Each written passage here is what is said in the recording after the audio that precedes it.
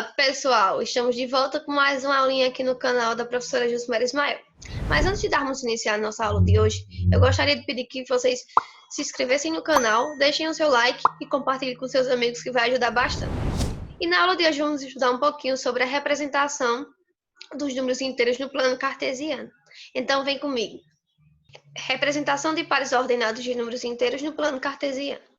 Então aqui a gente tem um modelo de plano cartesiano, onde temos duas retas com um ponto em comum, uma na vertical e outra na horizontal. Vamos elencar alguns elementos do plano cartesiano. Aqui a gente tem o eixo Y, que é o eixo vertical. Ele é chamado de eixo das ordenadas ou representado pelo nome eixo Y. Temos também um encontro das duas retas, que é chamado de origem, e é representado pelo par ordenado 0,0.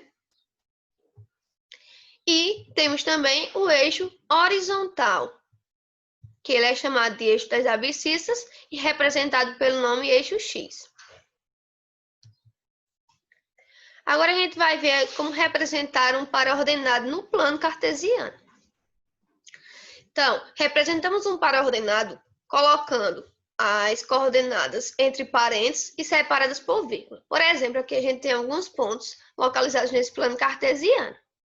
Então, se eu quiser saber as coordenadas do ponto A, eu vou analisar o seguinte: quantas unidades eu andei no eixo X, no eixo das abscissas, e quantas unidades eu andei no eixo Y, no eixo das ordenadas. Então, eu andei da origem até a localização do ponto A, andei 3 casas, 3 unidades no eixo X e andei 2 unidades no eixo Y. Então, como é que eu vou representar isso? Eu vou representar como eu abro parênteses e coloco a coordenada no eixo X, vírgula, a coordenada no eixo Y. Então, eu andei 3 casas no eixo X e andei 2 casas no eixo Y. O ponto B, eu andei 4 unidades no eixo X, só que no sentido negativo para a esquerda, e eu andei 1 unidade no eixo Y, no sentido positivo. Então, posso representar o ponto B como menos 4,1. E o ponto C? No ponto C eu andei 2 casas, da origem até o ponto C, no eixo X, e andei 3 casas no eixo Y. Então, eu posso representar como, entre parênteses, menos 2, menos 3. Ponto D, eu andei 2 casas, 2 unidades no eixo X, no sentido positivo, e 1 unidade no eixo Y, no sentido negativo. Então, eu posso representar da seguinte forma: entre parênteses, 2, menos 1. O ponto E, andei apenas no eixo Y, porque no eixo X eu não andei nenhuma unidade.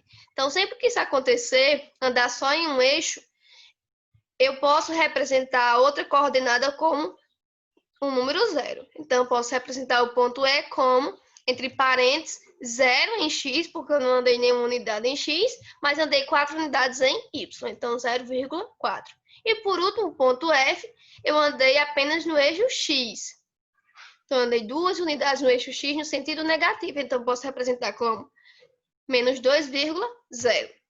E outra coisa muito importante, sempre que falarmos em pares ordenados, a ordem importa muito, porque se você trocar a posição das coordenadas, você vai acabar gerando outro ponto. Por exemplo, se eu disser a seguinte localização: andei 4 casas em X e andei 1 casa em Y. Então, eu iria fazer isso daqui, andaria 4 casas em X e 1 casa em Y, positivo. Então, o ponto estaria aqui.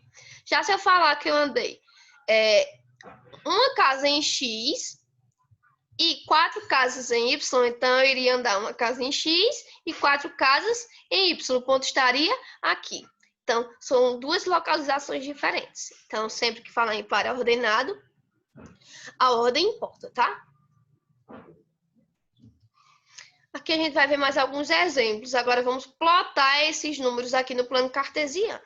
Então, ponto A, eu andei nenhuma casa em X e andei 5 casas em Y, 5 unidades em Y. Então, o ponto, ele só vai andar no eixo das ordenadas, no eixo X. Então, ele vai parar na unidade 5. Então, o ponto A está localizado aqui.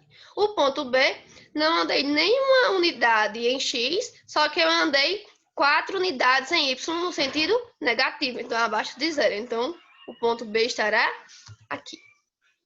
O ponto C, andei 4 unidades no eixo X no sentido positivo e não andei nenhuma unidade no eixo Y, então ele vai ficar apenas no eixo X. Então, o ponto C está localizado aqui.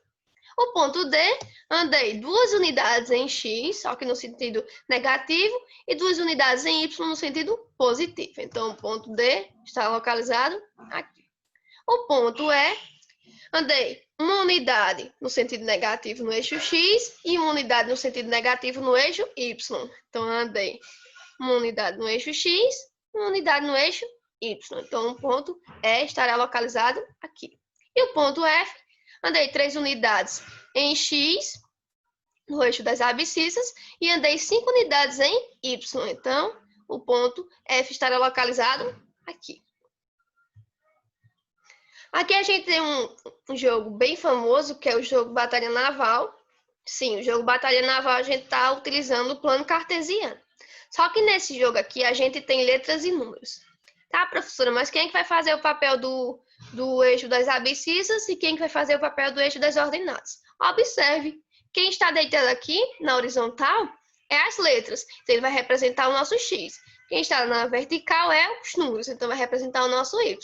Então aqui no jogo do Batalha Naval a gente tem os seguintes elementos, as seguintes embarcações. Então aqui eu tenho um couraçado, que é 5 quadrinhos juntos, um cruzador, que é 4 quadrinhos juntos, um destroyer, que é 2 quadrinhos juntos, um submarino, que é 1 quadrinho, e um hidroavião, que são 3 quadrinhos, deixando espaço entre eles.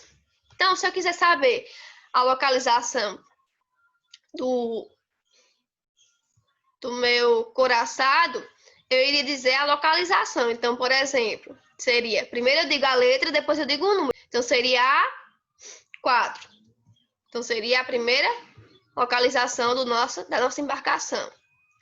B4, C4, D4, E4. Então, eu acabaria ganhando essa minha embarcação. Estaria com um couraçado para mim já.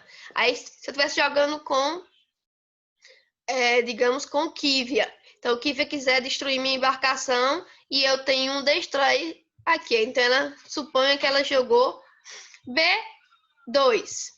Quando ela joga B2, ela não vai acertar a minha embarcação, porque ela deu a localização, andou em B 2 casas. Então, não estaria certo. Se ela disser B1, então ela vai acertar a minha embarcação. Visto que encontrou um aqui, então ela vai pensar, ou eu ando para a direita ou ando para a esquerda. Então, C1 acabou ganhando a minha embarcação. Então, perceba que a gente está fazendo uso do plano cartesiano para poder afundar essas embarcações. Quando a gente está jogando o jogo Batalha Naval, a gente faz uso desse conteúdo. Então, se continuar, você vai dizendo a letra e o número correspondente a cada embarcação. Pronto, pessoal, o conteúdo da aula de hoje foi esse. Espero que vocês tenham gostado. Fiquem com Deus e até a próxima aula.